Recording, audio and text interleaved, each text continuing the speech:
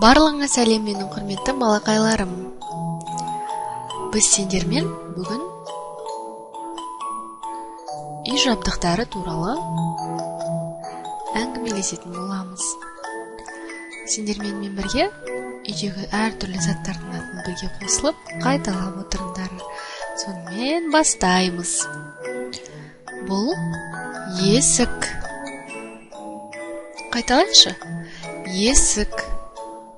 Бұл барлығымыздың үйімізде бар, әр бөлмеде тұратын. Ашып, кіреміз, жабамыз және кілттейміз. Және бір жаққа кететін кезде есігімізді міндетті түрде кілттеп кетеміз. Сонымен бұл не, балалар? Есік. Есік. Ал мынау не? Бұл терезе. Терезе. Терезе арқылы үйге күн сәулесі түседі. Сонымен үйіміздің іші жарық болады. Терезені ашқанда ішке таза ауа кіреді. Үйіміздің ауасы тазарады. Яғни бұл не? Есік. Есік. Ал мына суреттегі не, балалар? Бұл үстел. Үстел. Үстелдің әр түрі болады. Ас үйдегі үстелде тамақ ішеміз, шай ішеміз. Ал жатын бөлмедегі үстелде немесе басқа бөлмедегі үстелдерде компьютерде ойнауымыз мүмкін, мәлімет қарауымыз мүмкін, немесе сабақ оқуымыз мүмкін. Үстелді әртүрлі мақсаттарда пайдалануға болады. Кәне, қайталайықшы.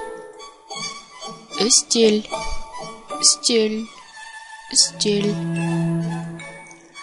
Үстел бар жерде міндетті түрде адамның отыруына арналған мынандай орындықтар болады. Орындық. Орындық. Орындық. Ал мынау не, балалар? Бұл шкаф. Шкаф. Шкафты да әртүрлі мақсаттарда пайдаланамыз. Киім жинаймыз, кітаптарымызды қоямыз, және басқа да әртүрлі заттарды орналастыруға арналған. Шкаф. Шкаф. Ал бұл не, балалар? Бұл кілем. Кілем бұл еденге төселетін төсеніш түрі. Үлкендер мен балалар ауырып қалмас үшін еденге төсейді. Кілемнің әртүрлі өрнектермен болуы мүмкін. Кілем. Кілем.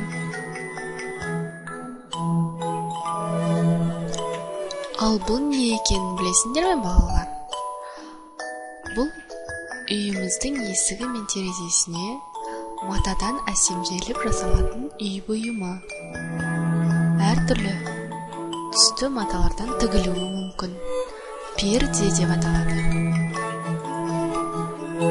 Перде.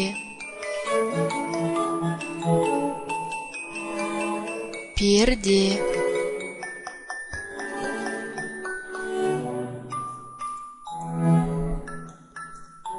Бүгінге осы, балалар. Келесі жолы үй тұрмысына қажетті әртүрлі заттардың аттарын сендермен бірге жалғастыратын боламыз. Көріскенше сау болыңдар. Әр тамақтың алдында қолдарыңды жууды ұмытпаңдар. Сау болыңдар.